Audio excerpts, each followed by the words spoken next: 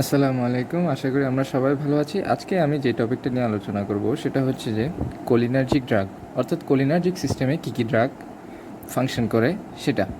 তার আগে আমরা একটা বেসিক জিনিস রিভিউ করে নিই, সেটা হচ্ছে যে autonomic nervous system. Autonomic nervous সিস্টেমের একটা সিম্পল স্ট্রাকচার যদি আমরা দেখব যে সেন্ট্রাল নার্ভাস সিস্টেম থেকে যে কোনো একটা নিউক্লিয়াস থেকে একটা ফাইবার বের হচ্ছে, এটার নাম হচ্ছে pre ganglionic fibre, P pre ganglionic fibre. আর সেটা গিয়ে একটা গ্যাংলিয়ন এসে সিনেপস হচ্ছে, এবং গ্যাংলিয়ন থেকে পরবর্তীতে পোস্ট গ্যাংলিওনিক ফাইবার বের হচ্ছে, এবং এই পোস্ট গ্যাংলিওনিক ফাইবারটা ইফেক্টর অর্গান, হার্ট, জিআইটি অথবা ব্লাডার এইসব জায়গায় গিয়ে সিনেপস করতেছে। এখন এই যে এখানে যে সিনেপস করতেছে পোস্ট গ্যাংলিওনিক ফাইবারে, সাধারণত কোলিনার্জিক সিস্টেমে এই যে এই প্রি গ্যাংলিওনিক এরিয়াতে যে নিউরোট্রান্সমিটারটা রিলিজ হয় সেটা হচ্ছে অ্যাসিটাইলকোলিন। ঠিক আছে, সেগুলো হচ্ছে অ্যাসিটাইলকোলিন।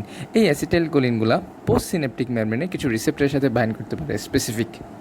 সেই রিসেপ্টরগুলো যদি আমি বড় করে দেখি এই জায়গায়, তাহলে দেখব যে এখানে কিছু অ্যাসিটাইলকোলিন আছে। হ্যাঁ, এই অ্যাসিটাইলকোলিন পোস্ট সিনেপটিক মেমব্রেনের গায়ে কিছু রিসেপ্টর থাকে, সেখানে লাগবে। এবং পোস্ট গ্যাংলিয়নিক যে গ্যাংলিয়নের যে রিসেপ্টরটা থাকে সাধারণত সেটা হচ্ছে যে নিকোটিনিক রিসেপ্টর, আমরা বলি নিকোটিনিক রিসেপ্টর। আর এটাকে আরেকটা স্পেসিফিকভাবে বললে আমরা বলি নিউরোনাল নিকোটিনিক রিসেপ্টর। ঠিক আছে, এই নিকোটিনিক রিসেপ্টরগুলো সাধারণত আয়ন চ্যানেলের মতো কাজ করে। কীরকম? যখন অ্যাসিটাইলকোলিন এসে এখানে বাইন্ড করবে, হ্যাঁ, তখন এই চ্যানেলগুলা খুলে যায়। এই চ্যানেলগুলা খুলে যায়, খুলে গেলে কি হবে? এখান থেকে সোডিয়াম ইনফ্লাক্স এবং পটাশিয়াম ইফ্লাক্স, অর্থাৎ রিপোলারাইজেশন এখানে ঘটবে। তাহলে পরবর্তী যে নিউরনটা সেটা স্টিমুলেট হবে। এখন আসেন, পোস্ট গ্যাংলিওনিক যে ফাইবারটা আছে সেটা ইফেক্টর অর্গানের সাথে যে জায়গায় সিনেপস করে সেখানে কোন নিউরো ট্রান্সমিটার ইউজ হয়? সেখানেও কোলিনার্জিক সিস্টেমে অ্যাসিটাইলকোলিন ইউজ হয়। ঠিক আছে, এই অ্যাসিটাইলকোলিনগুলো ইফেক্টর অর্গানে যে কাজ করবে সেখানে কী ধরনের রিসেপ্টর আছে? সেখানে নিকোটিনিক রিসেপ্টরও আছে। এটাকে বলি আমরা মাস্কুলার নিকোটিনিক রিসেপ্টর। এটা শুধুমাত্র নিউরোমাস্কুলার জাংশনে থাকে। আর অন্যান্য ইফেক্টর অর্গান যেমন স্মুথ মাসেল, হার্ট, জিআইটি, সেখানে থাকে এই মাসকেরিনিক রিসেপ্টর, মাসকেরিনিক রিসেপ্টর। ঠিক আছে, এখন মাসকেরিনিক রিসেপ্টরের অনেক টাইপস আছে। রিসেপ্টর নিয়ে আমার আলাদা ক্লাস আছে, ওখানে আপনারা চাইলে দেখতে পারেন। ঠিক আছে, মাসকেরিনিক রিসেপ্টরগুলো সাধারণত জি প্রোটিন কাপল রিসেপ্টর। আর নিউরোমাস্কুলার এই নিকোটিনিক রিসেপ্টরগুলো হচ্ছে যে এই আয়ন চ্যানেল। ঠিক আছে, আর এগুলো হচ্ছে অ্যাসিটাইলকোলিন। তাহলে এখান থেকে অ্যাসিটাইলকোলিন নিউরোমাস্কুলার জাংশনে এই রিসেপ্টরের সাথে বাইন্ড করে, অন্যান্য জায়গায় সে মাসকেরিনিক রিসেপ্টরের সাথে বাইন্ড করে। তাহলে এখন আমাদের জানতে হবে এই যে প্যারাসিম্পেথেটিক নার্ভাস সিস্টেম, এটা আমাদের বডিতে ফাংশন কী কী, বডিতে কী কী ফাংশন তারা করে। আমরা যদি দেখি তাহলে আমরা এভাবে বলতে পারি, ডাম্বেলস, ডি দিয়ে হয় ডায়রিয়া। ঠিক আছে, কারণ হচ্ছে গ্যাস্ট্রিক মোটিলিটি বাড়ায় দেয়। দিয়ে হয় ইউরিনেশন, এটা হচ্ছে যে ব্লাডারের কন্ট্রাকশন বাড়ায় দেয়। দিয়ে হয় মায়োসিস মানে হচ্ছে যে পিপিলের কনস্ট্রিকশন, যেটা ঠিক আছে আইরিস মাসেলের কনস্ট্রিকশন করে পিপিল কনস্ট্রিক্ট করে দেয়। এটা হচ্ছে যে ব্র্যাডিকার্ডিয়া। আমরা জানি অ্যাসেনোড, অ্যাভিনোডে এই অ্যাসিটাইলকোলিনের জন্য রিসেপ্টর থাকে, সেগুলো হার্ট রেট কমায় দেয়। এটা হচ্ছে ব্রঙ্কোস্পাজম, আমরা জানি ব্রঙ্কো কনস্ট্রিকশন করে অ্যাসিটাইলকোলিন বা প্যারাসিম্পেথেটিক সাপ্লাই। এটা হচ্ছে যে এক্সোক্রাইন গ্ল্যান্ডের সিক্রেশন বাড়ায় দেয়, এক্সোক্রাইন গ্ল্যান্ড। এটা হচ্ছে ল্যাক্রিমাল গ্ল্যান্ডের সিক্রেশন বাড়ায় দেয়। আর দিয়ে হচ্ছে সোয়েটিং বাড়ায় দেয়। তাহলে এগুলো হচ্ছে সব কিছু ইনক্রিজ করবে আমাদের প্যারাসিম্পেথেটিক সাপ্লাই, আমাদের বডিতে এই ফাংশনগুলো সাধারণত করবে। তাহলে আমরা এখন আসেন ড্রাগ নিয়ে পড়ি। ড্রাগ বলতে কোলিনার্জিক ড্রাগ যেগুলো, হ্যাঁ, এগুলো দুইটা টাইপস আছে, একটা হচ্ছে অ্যাগোনিস্ট আর একটা হচ্ছে অ্যান্টাগোনিস্ট। আমরা আজকে সাধারণত পড়বো কোলিনার্জিক অ্যাগোনিস্ট নিয়ে, বা কোলিনোমিমেটিক ড্রাগ, কোলিনোমিমেটিক ড্রাগ।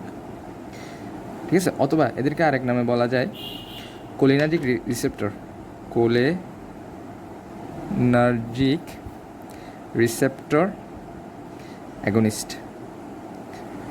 ঠিক আছে, এই দুইটা নামে এদেরকে ডাকা যায়। তাহলে কোলিনোমিম অথবা ডাইরেক্ট অ্যাক্টিং, আরেকটা নাম আছে এটার, ডাইরেক্ট অ্যাক্টিংটা আমরা কোলিনোমিমেটিক ড্রাগকে আমরা দুই ভাগে ভাগ করতে পারি। একটা হচ্ছে ডাইরেক্ট অ্যাক্টিং, আর একটা হচ্ছে ইনডাইরেক্ট অ্যাক্টিং, ইনডাইরেক্ট। ঠিক আছে, এখন ডাইরেক্ট অ্যাক্টিং কেন আমরা বলি? কারণ হচ্ছে যে যেই ড্রাগগুলো আমরা সাধারণত ইউজ করব, সেই ড্রাগগুলা মনে করেন আমি যদি এই জায়গায়, হ্যাঁ, এই জায়গায় কোনো একটা ড্রাগ দিই, এই জায়গায় যদি কোনো একটা ড্রাগ দিতে পারি, এই ড্রাগটা যদি অ্যাসিটাইলকোলিনের জন্য থাকা রিসেপ্টরগুলোর সাথে ডাইরেক্টলি বাইন্ড করে অ্যাসিটাইলকোলিনের মতো ফাংশন দেয়, তাদেরকে আমরা বলি ডাইরেক্ট অ্যাক্টিং। যেমন আমি এখানে একটা ড্রাগ দিলাম, সেটা হচ্ছে স্টারের মতো। এই ড্রাগটা যদি এই যে নিকোটিনিক রিসেপ্টরের সাথে সে বাইন্ড করতে পারে, হ্যাঁ, বাইন্ড করে এটাকে এই আয়ন চ্যানেলটাকে অ্যাক্টিভেট করে পরবর্তী ফাংশনগুলো করতে পারে, তাহলে আমরা সেটাকে ডাইরেক্ট অ্যাক্টিং ড্রাগ বলি, কারণ তারা ডাইরেক্টলি রিসেপ্টরের সাথে বাইন্ড করতেছে।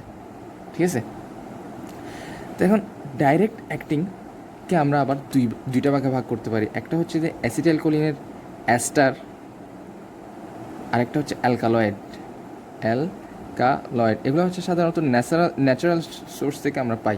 এখন অ্যাস্টারের মধ্যে কী কী আছে আমরা যদি দেখি, প্রথমে আছে অ্যাসিটাইলকোলিন, তারপর আছে ম্যাথোকোলিন, তারপর আছে কার্বাকল, তারপর আছে বেথানাকল। এই ড্রাগগুলা হচ্ছে যে স্ট্রাকচারালি আমরা যদি একটু দেখি তাহলে আমরা আর একটু ভালো বুঝবো। যেমন আমি এই চারটা স্ট্রাকচার দেখাবো এখন। এই যে প্রথমে আমরা দেখি অ্যাসিটাইলকোলিনের স্ট্রাকচারটা কীরকম। দেখুন, এই গোলাপি অংশ ছাড়া বাকি যে স্ট্রাকচারটা আমরা দেখতেছি সেটা হলো অ্যাসিটাইলকোলিনের স্ট্রাকচার। বলতে গেলে এটা হচ্ছে অ্যাসিটিক অ্যাসিড আর এটা হচ্ছে কোলিন। তাহলে অ্যাসিটিক অ্যাসিড আর একটা কোলিন যদি লাগে, সেটা যেই কম্পাউন্ডটা তৈরি করে সেটা হচ্ছে অ্যাসিটাইলকোলিন। এই অ্যাসিটাইলকোলিনের সাথে আমি যদি একটা মিথাইল গ্রুপ অ্যাড করে দিই, সেটা হয়ে যায় ম্যাথোকোলিন। ঠিক আছে, এখন আসেন আমরা কার্বাকল জিনিসটা দেখি। কার্বাকল ড্রাগটা হচ্ছে যে এই অ্যাসিটিক অ্যাসিডের জায়গায় যদি আমরা একটা কার্বামিক অ্যাসিড লাগাই দিই এবং কোলিনের সাথে যদি কার্বামিক অ্যাসিড লাগে, সেটাকে আমরা বলি কার্বাকল। এই কার্বাকলের সাথে যদি একটা মিথাইল গ্রুপ লাগাই দিই, ঠিক আছে, এটা হচ্ছে কার্বাকল, এর সাথে মিথাইল গ্রুপ লাগালে সেটা হয়ে যায় বেথানাকল। তাহলে আমরা কি দেখতেছি দেখুন, মেথোকোলিন আর বেথানাকল এই দুইটার মধ্যে কি আছে? মিথাইল গ্রুপ আছে। তাহলে আমি যদি এটা একটু রিভাইজ করি, যে এটার সাথে কি আছে? একটা মিথাইল গ্রুপ আছে এবং বেথানাকলের সাথেও একটা মিথাইল গ্রুপ আছে। ঠিক আছে, এতটুকু আমরা জানি। এখন অ্যালকালয়েড কী কী আছে ড্রাগ? অ্যালকালয়েড ড্রাগের মধ্যে একটা মেইন, অনেকগুলো ড্রাগ আছে, মেইন আমরা যেটা পড়বো সেটা হচ্ছে পাইলোকার্পাইন।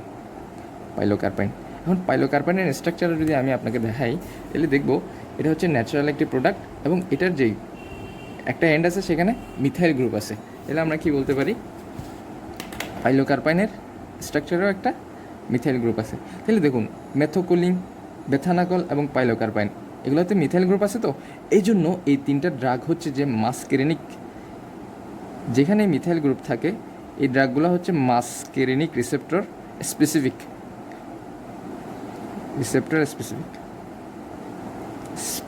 কেন? কারণ হচ্ছে যে মিথাইল গ্রুপ থাকাতে তারা নিকোটিনিক রিসেপ্টরের সাথে বাইন্ড করতে পারে না। তাহলে এই ড্রাগগুলো বডিতে গিয়ে শুধুমাত্র মাসকেরেনিক রিসেপ্টর যেখানে যেখানে আছে তাদেরকে অ্যাক্টিভেট করবে, নিকোটিনিক রিসেপ্টরগুলোকে অ্যাক্টিভেট করতে পারে না। এখন আমরা একটা একটা ড্রাগ পড়ব যে কোনটা কী জন্য ইউজ হয়। প্রথমে আমরা অ্যাসিটাইলকোলিন নিয়ে আলোচনা করি। এই যে এই কোলিনোমিমেটিক অ্যাসিটাইলকোলিন ড্রাগটা সাধারণত ইউজ করা হয় না। কেন ইউজ করা হয় না? সাধারণত দুইটা কারণ। একটা হচ্ছে যে র্যাপিড ডিস্ট্রাকশন, আরেকটা কারণ হচ্ছে যে এটা massive or widely distributed function দেয়। এখন এই দুইটা বলতে আসলে কী বুঝাইছে? আমরা যদি দেখি র্যাপিড ডিস্ট্রাকশন বলতে আমরা যদি অ্যাসিটাইলকোলিন ইন্টারভেনাস দিই, ঠিক আছে, ইন্টারভেনাস যদি দিই, আমাদের প্লাজমাতে কি আছে? একটা এনজাইম। সেই এনজাইমটার নাম কি? বিউটেরাইল কোলিনেস্টারেজ,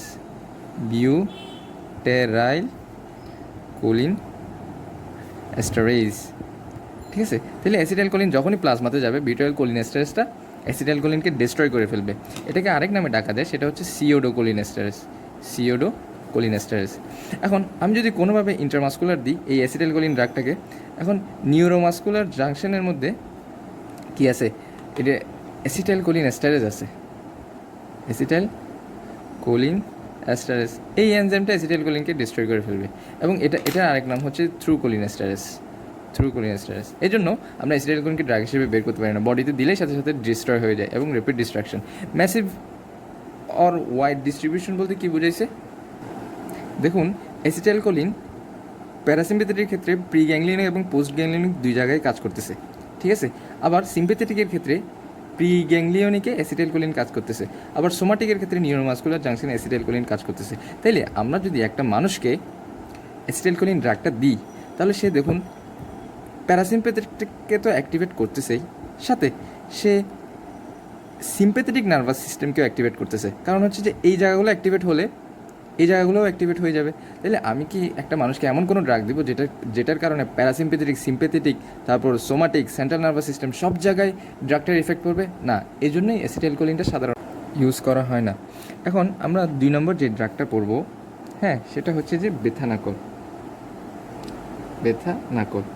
এখন আমরা আরেকটা জিনিস বলে দিই, সেটা হচ্ছে যে এই যে এখানে আমরা বললাম এই 4টা ড্রাগের মধ্যে অ্যাসিটাইলকোলিন ইউজ হয় না, হ্যাঁ, বাকি 3টা কেন ইউজ হয়? কারণ হচ্ছে যে এই বাকি 3টার স্ট্রাকচারাল চেঞ্জের কারণে অ্যাসিটাইলকোলিন এস্টারেজ এনজাইমটা এই 3টাকে র্যাপিডলি ডিস্ট্রয় করতে পারে না, যার কারণে এটা বেশিক্ষণ ধরে বডিতে থাকতে পারে এবং লং টার্ম অ্যাকশন দিতে পারে। এই জন্যই আমরা সাধারণত এই 3টা ড্রাগকে ক্লিনিক্যালি ইউজ করি। এখন 2 নম্বর যে ড্রাগটা সেটা হচ্ছে বিথানাকল। এখন প্রথমে এটার ইউজের কারণ যদি আমরা বলি যে এটা হচ্ছে যে লং অ্যাক্টিং, ঠিক আছে, লং অ্যাক্টিং। কতক্ষণ করে তারা সাধারণত 60 মিনিট ধরে অ্যাক্ট করতে পারে। এই বেথানাকল ড্রাগটা একটা ইম্পর্টেন্ট বৈশিষ্ট্য হচ্ছে এটা হচ্ছে মাস্কেরিনিক স্পেসিফিক। কেন মাস্কেরিনিক স্পেসিফিক? কারণ হচ্ছে যে এখানে একটা কি গ্রুপ আছে আমরা জানি। মাস্কেরিনিক স্পেসিফিক কখন হয়? যখন তাদের সাথে একটা মিথাইল গ্রুপ আছে। তাহলে বেথানাকল ড্রাগের সাথে আমরা যদি স্ট্রাকচারে দেখি তাদের একটা মিথাইল গ্রুপ থাকে, এই জন্য এরা মাস্কেরিনিক স্পেসিফিক। এই বেথানাকল ড্রাগটা সাধারণত অ্যাসিটাইলকোলিন এস্টারেজ দ্বারা কি হয় না, ডিস্ট্রয় হয় না, এবং এটা ব্লাড ব্রেইন ব্যারিয়ারকে ক্রস করতে পারে না। তাই এই ড্রাগটা একটু ভালো, ঠিক আছে। এখন এটার ইউজ কী কী, কোন জায়গায় এটাকে ইউজ করি আমরা সাধারণত? 1 নম্বর ইউজ হচ্ছে যে এটাকে আমরা সাধারণত ইউজ করি নিউরোজেনিক ব্লাডার অর অ্যাটনিক ব্লাডার, ঠিক আছে। আরেকটা যেখানে সেখানে হচ্ছে আইলিয়াস। তাহলে এই ডিজিজগুলো আসলে কী? হ্যাঁ, 3 নম্বর হচ্ছে যে কনজেনিটাল মেগাকোলন। এই ড্রাগগুলো আসলে কি? এটা হচ্ছে যে নিউরোজেনিক ব্লাডার। এই ডিজিজটা হচ্ছে যে কোনো কারণে যদি ব্লাডারের নার্ভ সাপ্লাই কোনো প্রবলেম হয়, হ্যাঁ, নিউরোলজিক্যাল কারণ, তাহলে আমি যদি ওই ব্লাডারটাকে বেশি অ্যাসিটাইলকোলিন বা প্যারাসিম্পেথেটিক স্টিমুলাস দিতে পারি, তাহলে ব্লাডারটা স্মুথ মাসেলগুলো কনস্ট্রিকশন করবে, দেন ইউরিনটা পাস হয়ে যাবে। অ্যাটনিক ব্লাডার হচ্ছে যে ব্লাডারের স্মুথ মাসেলগুলা কাজ করতে পারে না ঠিক মতো, তাহলে আমি ওই মাসেলগুলোকে বেশি স্টিমুলেট করতে পারলে তাহলে সেটা ভালো মতো কাজ করবে। আইলিয়াস হচ্ছে যে প্যারালাইসিস অফ জিআইটি যদি কোনো কারণে মুভমেন্ট করতে না পারে, তাহলে আমি তাকে যদি বেশি স্টিমুলাস করি, তাহলে সেটা জিআইটি পেরিস্টালসিস বাড়বে এবং সেটা ডেফিকেশনে হেল্প করবে। কনজেনিটাল মেগাকোলন এটা হচ্ছে একটা ডেভেলপমেন্টাল ডিজিজ যেখানে ওই মাইন্ট্রিক ফ্লেক্সাস আর মিসনার্স ফ্লেক্সাস এগুলো অ্যাবসেন্ট থাকে কোলনের কোনো একটা পোর্শনে। তাইলে ওই কোলনের পোর্শনগুলোকে যদি আমি বেশি প্যারাসিম্পেথেটিক স্টিমুলাস দিয়ে অ্যাক্টিভেট করতে পারি, তাইলে কনজেনিটাল মেগাকোলনের ট্রিটমেন্ট হয়ে যাবে। তাহলে এই 2টা কন্ডিশন সাধারণত কখন হয় জানেন? একটা হচ্ছে পোস্ট অপারেটিভ, মানে অপারেশনের পরে, কারণ অ্যানেস্থেটিক যে ড্রাগগুলো অপারেশনে ইউজ করা হয় সেটা সাইড ইফেক্ট হিসেবে তাদের ব্লাডারগুলো কিছুক্ষণ কাজ নাও করতে পারে, অথবা জিআইটি প্যারালাইসিস হয়ে যেতে পারে, অথবা পোস্টপার্টাম ডেলিভারির পরে। হ্যাঁ, তো এখানে একটা জিনিস যেটা ইম্পর্টেন্ট সেটা অবশ্যই আমাদের মনে রাখতে হবে, যে ব্লাডার প্রবলেম, যে কোনো ব্লাডার প্রবলেম অথবা জিআইটি প্রবলেম হোক না কেন, এটা আদার দেন অবস্ট্রাকশন হতে হবে, অবস্ট্রাকশন যাতে না থাকে,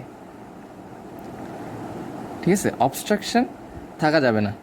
অবস্ট্রাকশন যদি থাকে, ঠিক আছে, যেমন আমি যদি উদাহরণ হিসেবে দিই, এখানে আমরা জানি একটা ইউরিনারি ব্লাডার এখানে হচ্ছে যে এটার আউটফ্লো, তাহলে ইউরিনারি ব্লাডারে অনেকগুলো স্মুথ মাসেল আছে, ঠিক আছে। এই স্মুথ মাসেলগুলোতে একটা রিসেপ্টর থাকে, সাধারণত এটাকে বলি মাস্কেরিনিক রিসেপ্টর, এবং এই মাস্কেরিনিক রিসেপ্টর হচ্ছে M3 টাইপ। তো যখন আমরা কোনো অ্যাসিটাইলকোলিন ড্রাগ দিই বা অ্যাসিটাইলকোলিন বা কোলিনোমিমেটিক ড্রাগ দিই, সেই কোলিনোমিমেটিক ড্রাগগুলো গিয়ে M3 রিসেপ্টরের সাথে বাইন্ড করে। M3 রিসেপ্টর হচ্ছে যে GQ প্রোটিন কাপল রিসেপ্টর, তাহলে GQ অ্যাক্টিভেশনের মাধ্যমে স্মুথ মাসেলের কন্ট্রাকশন হয়। যদি কোনো কারণে আপনি ভালো মতো ডায়াগনোসিস না করতে পারেন, ওই পেশেন্টের দেখা গেছে যে এখানে একটা স্টোন আছে আউটফ্লো পার্টে, তো আপনি কী করলেন, তাকে এই ড্রাগটা দিলেন এবং বেশি বেশি স্মুথ মাসেল কন্ট্রাকশন হলো, কিন্তু এখানে যে ইউরিনগুলো সেগুলো তো এই স্টোনের কারণে পাস হতে পারতেছে না, তাইলে তার সেই রোগীর সিভিয়ার পেইন হবে, আরও কমপ্লিকেশন বেশি বেশি ডেভেলপ করবে। তাইলে এই সেম কাজটা ঠিক জিআইটির ক্ষেত্রে। জিআইটি যদি কোনো কারণে টুইস্টেড হয়ে যায়, অবস্ট্রাকশন করে, তো আপনি যদি পিছন দিক দিয়ে জিআইটিকে বেশি বেশি অ্যাক্টিভেট করেন, তাহলে হচ্ছে যে সেটা আরও সিভিয়ার পেইন ডেভেলপ করবে। এই জন্য আমাদের একটা জিনিস খেয়াল রাখতে হবে, এই ডিজিজগুলো উইদাউট অবস্ট্রাকশন হলে দেন আমরা এইসব ড্রাগ ইউজ করতে পারবো বিতানাকুল। এখন 3 নম্বর পয়েন্টে আসি, আমরা যে ড্রাগটা নিয়ে আলোচনা করব